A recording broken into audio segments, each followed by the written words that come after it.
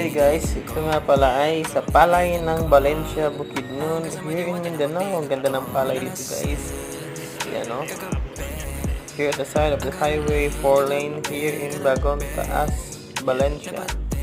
So, chilling muna ako dito guys kasi ko muna ang magpahinga kasi masyadong mainit ang panahon. Yan. So, dito muna tayo nag-photo ng mga views sa giliran. Yan. So,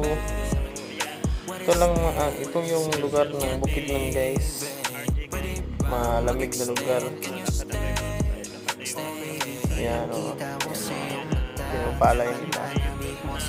So, going nga pala ako sa studio guys. Stop over lang si So, thank you for watching.